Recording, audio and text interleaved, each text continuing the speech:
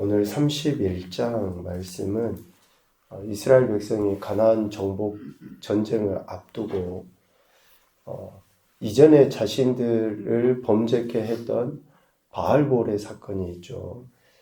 민수기 25장에 나와 있는 이스라엘 백성을 타락시켰던 그 미디안을 정복하는, 그래서 하나님의 심판을 받게 하는 그런 내용이 기록이 되어 있습니다.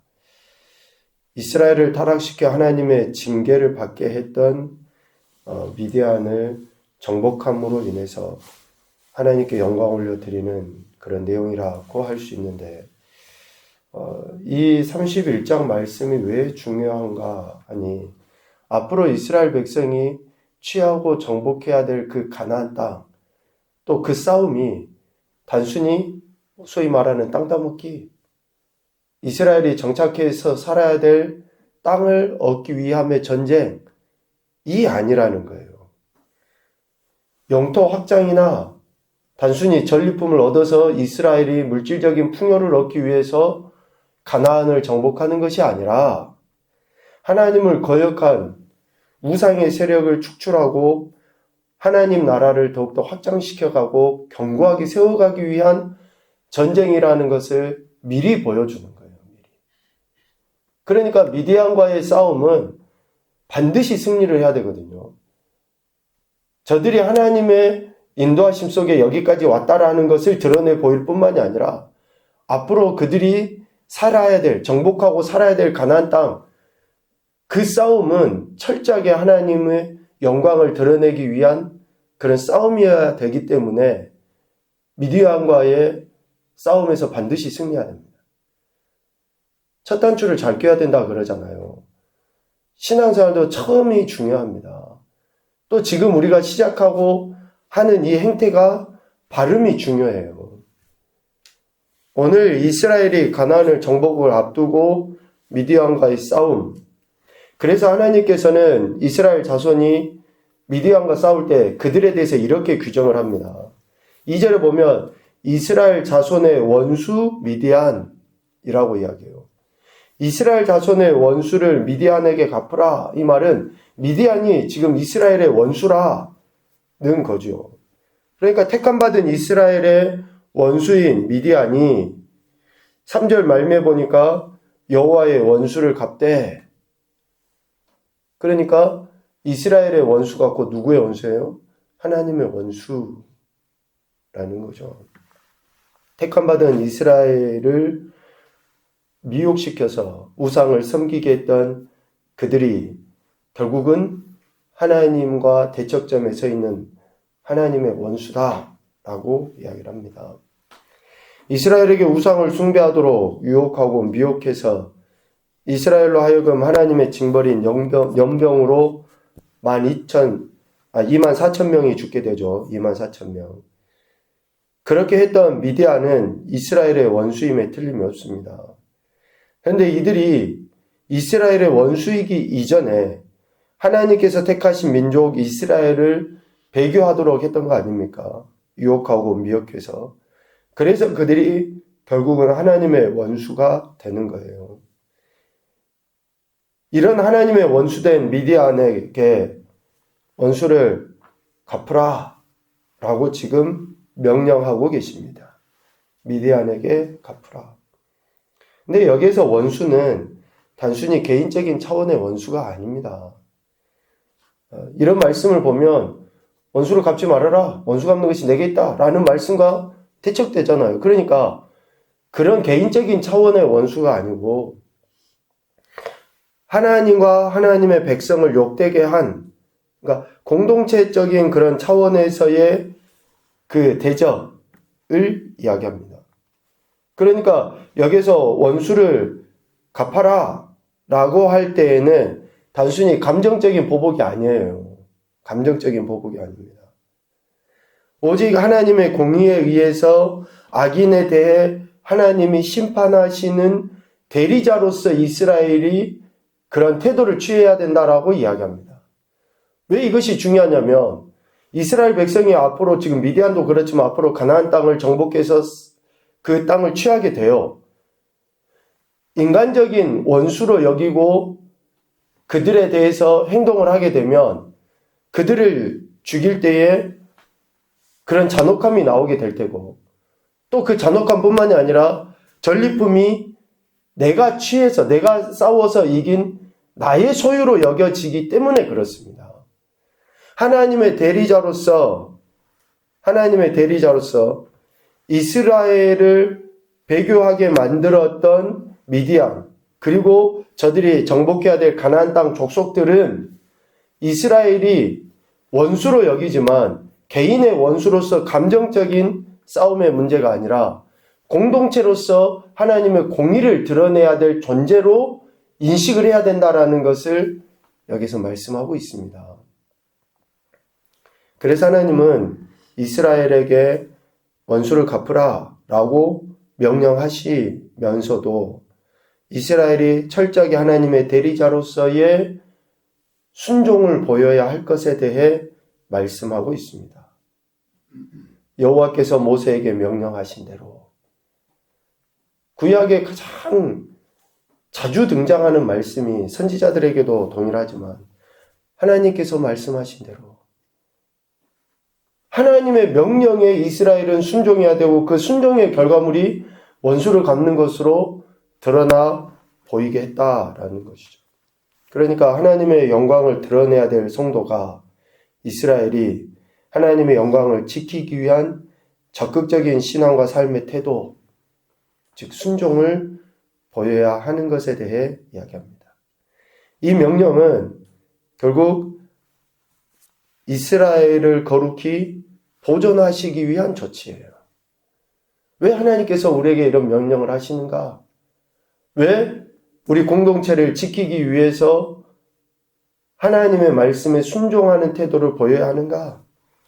그것은 결국 우리 자신과 공동체의 거룩을 상실하지 않도록, 실질적으로 미디안과의 싸움의 원인은 뭡니까? 거룩의 상실이잖아요.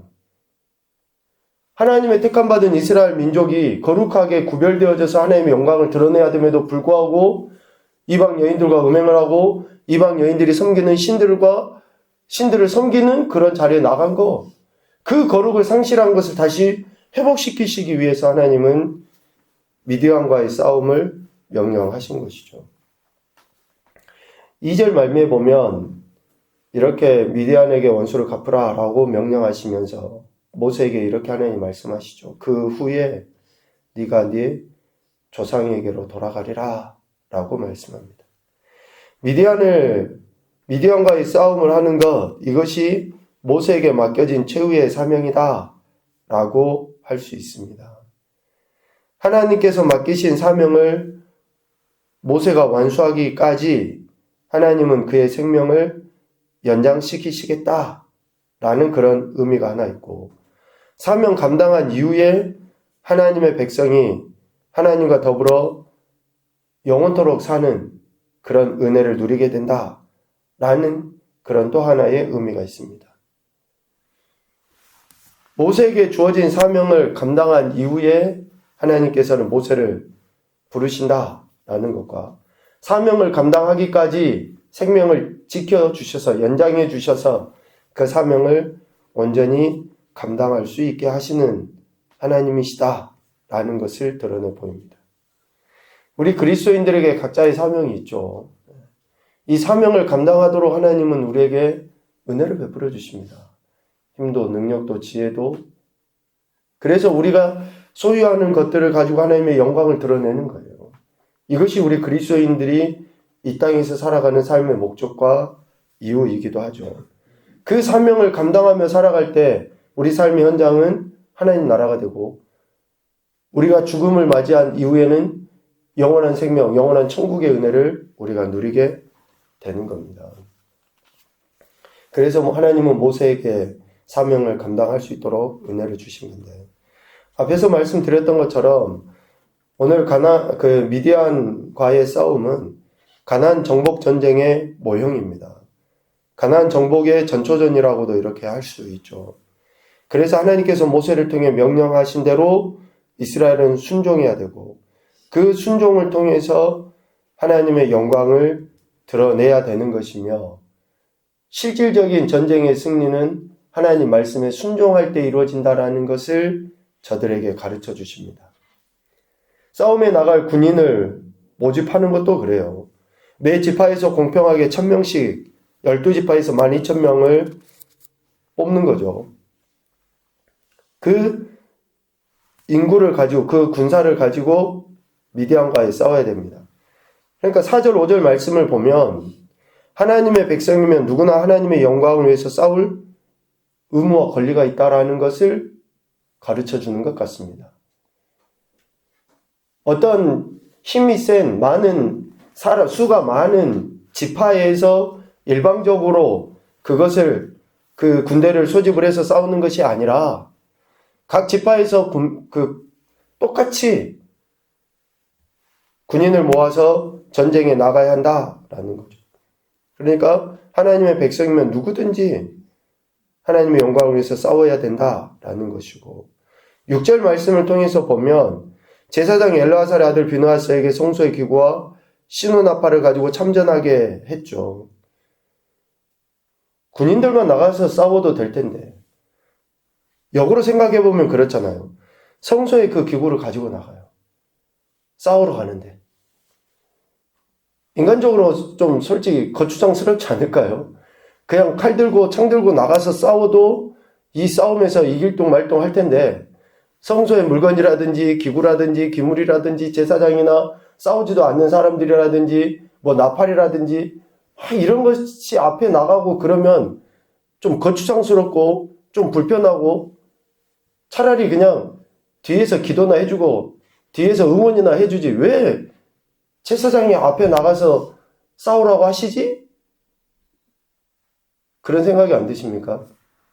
그런데 하나님께서는 12,000명의 군사 앞에 제사장과 성소의 기구들을 앞세우는 거예요. 참 인간적이고 세상에 전술적으로 생각을 하면 좀 너무 어이없는 거 아닙니까? 그런데 하나님께서는 지금 모세에게 이것을 명령하고 계신 거예요. 이 전쟁은 하나님께 달려있고 전쟁의 목적은 단순히 이스라엘이 미디안을 쳐서 전리품을 얻고 우리가 이겼다라고 환호를 지르기 위해서 전쟁을 치러라는 게 아니에요. 전쟁의 목적이 앞서 이야기했잖아요. 이스라엘의 원수임과 동시에 하나님의 원수라니까요. 그래서 미디안 정복을 하나님 영광을 회복하기 위한 전쟁으로 지금 하나님은 규정하는 거예요. 그래서 제사장이 나가야 되고 성소의 기물들이 나가야지만이 된다라고 이야기를 하고 있는 거예요. 우리가 싸운다고 이야기할 때 이 싸움은 단순히 우리의 의를 드러내고 내 힘을 자랑하고 남들에게 내가 똑똑하고 잘났다는 것을 드러내기 위해서가 아니라 영적 싸움이라는 것을 이야기해요. 그리스도인의 싸움은 나를 드러내는 것이 아니라 그리스도를 드러내고 하나님 영광을 드러내기 위해서 우리는 싸움의 도구가 뭐가 돼야 됩니까? 하나님 말씀해야 되고 기도해야 되고 하나님 우리에게 주신 성령의 열매가 돼야 되고 그러는 거예요. 그것으로 우리가 세상과 싸워서 이기는 것이지. 오늘 6절 말씀은 실질적으로 앞으로 이스라엘 백성들이 가나안 정복을 할 때 있어서 가장 중요한 핵심의 메시지입니다. 이 말씀에 순종해야지만이 가나안 정복 전쟁도 저들이 단순히 땅 따먹기의 싸움이 아니라 하나님의 영광을 드러내기 위한 싸움이라는 것을 드러내 보이기 때문에 그렇습니다. 하나님의 능력을 의지해서 승리해야 하는 것, 하나님의 능력을 의지해서 싸워야 할 것을 6절 말씀에서는 강조하고 있습니다. 오직 하나님의 능력, 하나님의 말씀 의지하여 이 영적 싸움에 나가야 한다라는 것이죠. 왜 이러한 절차를 거쳐야 합니까? 이 전쟁이 바로 하나님의 전쟁이기 때문에 그렇습니다. 그러므로 이스라엘은 하나님의 전쟁을 위해 하나님께서 정하신 절차와 방법에 의해 전쟁을 치러야 하고 그 전쟁을 치름에 그렇게 순종해서 전쟁을 치름의 결국이 바로 승리죠. 오늘 7절부터 11절까지 이야기하는 것처럼 이런 승리를 얻을 수 있게 되는 것입니다. 미디안과의 싸움은 이러한 의미가 있습니다. 그래서 이스라엘 백성들이 철저하게 하나님 명령에 순종해서 싸움을 싸워야 하는 것이죠. 첫 번째 교훈입니다. 하나님의 택함을 받은 백성이라는 정체성은 삶을 통해 하나님의 영광을 드러내게 한다. 우리가 하나님의 택함받은 백성이라는 그런 생각, 정체성을 갖고 있어요. 그러면 반드시 삶을 통해 하나님의 영광을 드러내기 마련입니다. 내가 이러한 자녀여 백성이라는 정체성이 있는데 삶에서 드러나지 않는다? 그럴 수가 없습니다. 그래서 역으로 내가 하나님의 영광을 내 삶의 현장에서 드러내고 있는지, 내가 하나님을 기쁘시게 하기 위해서 살아가고 있는지, 이것을 늘 점검해야 되는 것이죠.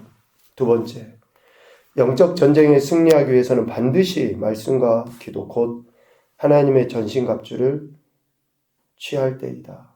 취해야 한다. 그렇게 할 수 있죠. 하나님의 전신갑주를 취해야지 우리는 영적 전쟁에서 승리합니다. 반드시 말씀과 기도. 더 강조하자면 말씀이 육신되어 오셨고 다시 말씀으로 존재하신 그분의 말씀, 명령을 우리가 들고 살아갈 때 영적인 전쟁에서 승리할 수 있습니다. 기도는 그 말씀이 내 삶을 통해서 이루어지기 위해서 기도하는 거예요. 그래서 말씀 붙잡고 나아갈 때 승리할 수 있고, 세 번째, 하나님은 순종하는 이들을 통해 하나님의 영광과 나라를 지키시고 이루어 가신다. 순종하는 자들을 통해서 하나님은 하나님의 영광을 드러내시고 하나님 나라를 지키시고 확장시켜 나가십니다. 그래서 내가 아니어도 돼요, 여러분. 내가 아니어도 우리는 크게 나 아니면 안 될 것 같잖아요. 미안하지만 여러분 착각입니다. 내가 순종하지 않으면 아무리 내가 뭔가를 한다고 막 자랑을 하고 해도 의미 없어요. 순종하는 그 한 사람을 통해서 하나님은 그렇게 하는 나라를 이루어 가시잖아요. 그러니까 내가 그 하나님의 영광을 드러내는 도구가 되도록 은혜도 구하고 내가 그 순종 가운데 나가야지.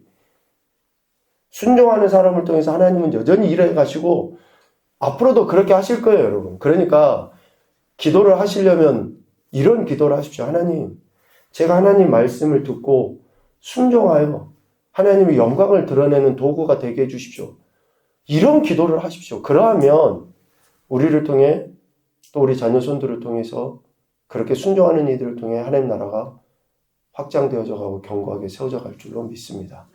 오늘도 저와 여러분에게 생명 주신 그 하나님, 자녀 백성 삼아주신 그 하나님 앞에 순종을 통해 영광 올려드리시고 또 참된 승리의 은혜를 경험하며 살아가는 귀하고 복된 날이 되시기를 주님의 이름으로 축복합니다. 아멘.